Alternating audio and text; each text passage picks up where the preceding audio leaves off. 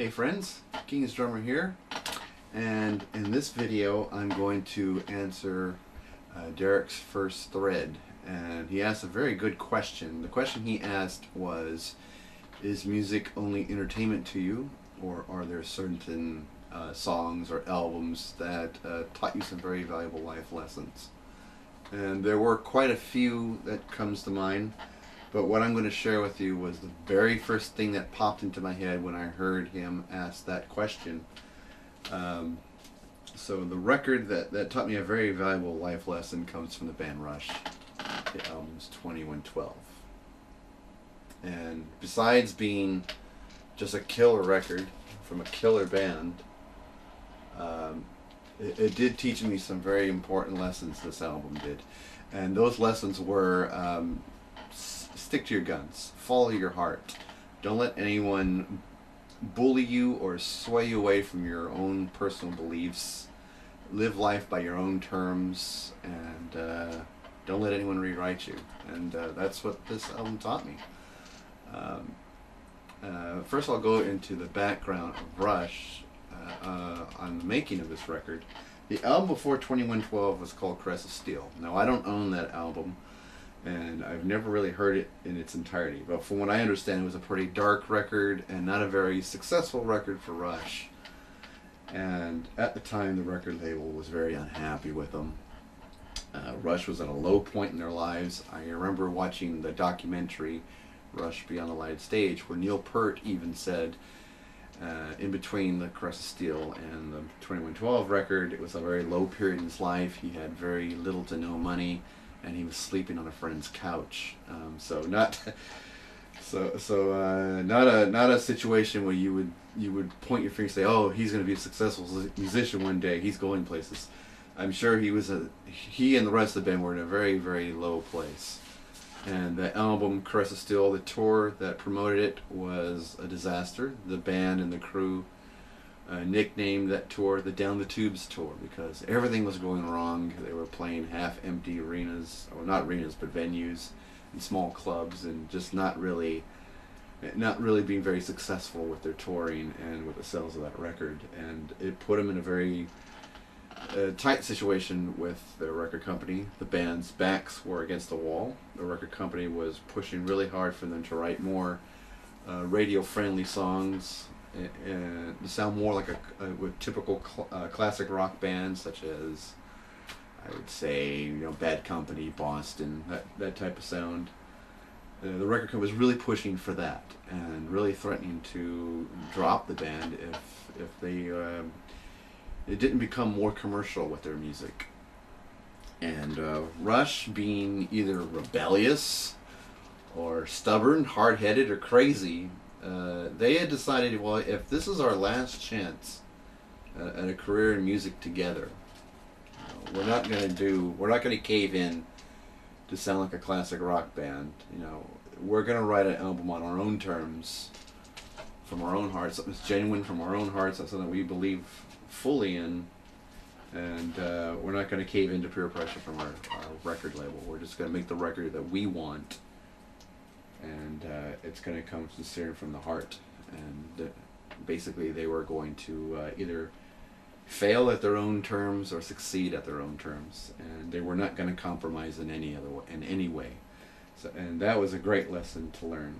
Now, how it relates to me, my upbringing being Hispanic and having some traditional old school parents, we were raised Catholic, and since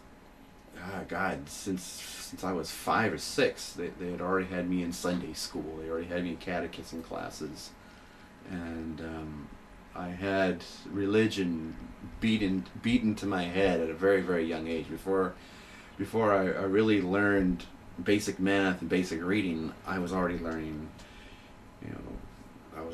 about God and Christ, and they were putting the fear of the devil in me, and at a very young age, and I don't blame my parents for this. I mean, they were doing what they thought was right for me at the time.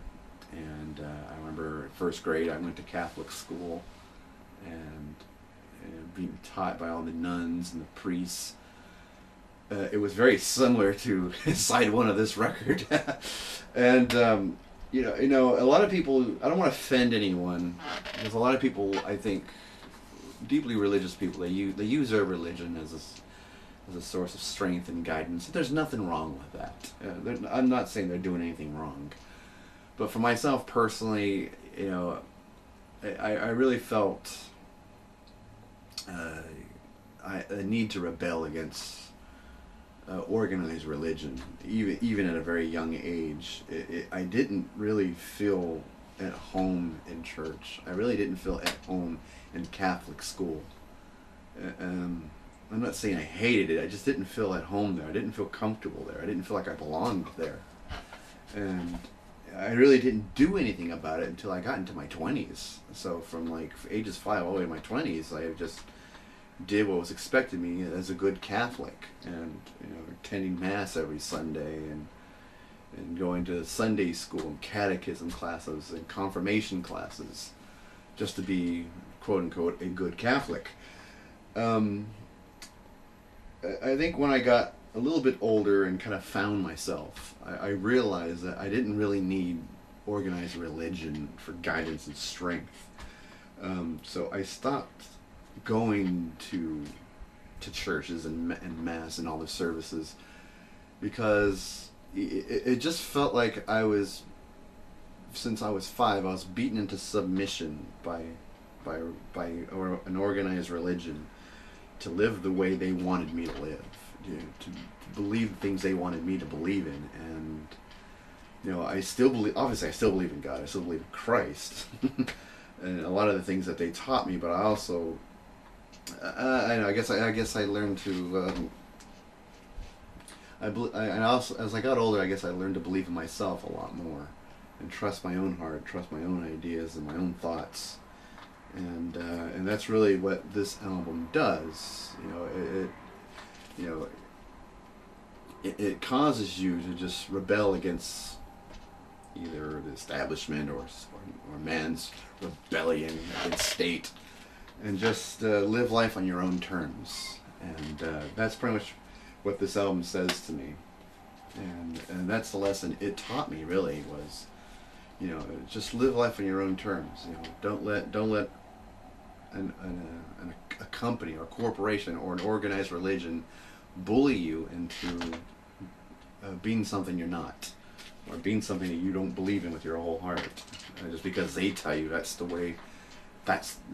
way life should be lived, and this is how everyone should live their lives, and this is how God would want you to live your life, and this is how, and if you don't, you'll be punished for the rest of time. And I forgot to show the gatefold. Really beautiful gatefold. But that's what this album taught me.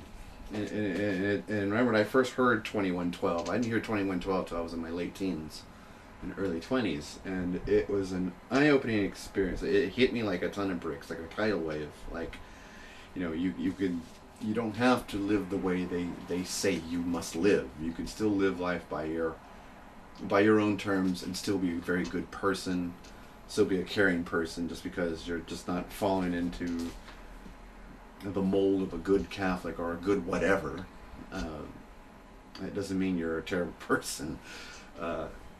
It just means that you know how to stand on your own 2 feet. You have your own mind, your own beliefs, and you follow your own heart, and you're still a good person to boot. and that's really what I learned from that album. Obviously, there's other lessons to be learned on here, like the song "Something for Nothing," which is basically about if you have something you want to achieve, or something, or a goal in mind, you're not going to get it just by sitting there and whining about it. You have to get off your ass and work your ass off to achieve it, even if it takes everything out of you, even if it kills you. Go seek it, because it will not seek you, and that's what "Something for Nothing" pretty much says. And I picked up on that lesson a long time ago. It's not easy, but if everything was easy, we'd all be successful.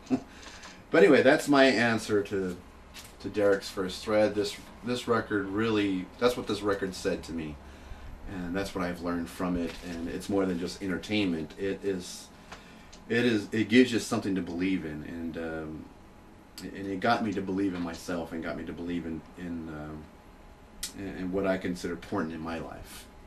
Anyway, I hope that answers Derek's question. I've been having some computer problems lately, but it looks like that's starting to get taken care of, and I can start posting some videos again. So I'll be sharing some videos with you guys very soon. Hope everybody's doing well, and I'll see you all at the next video.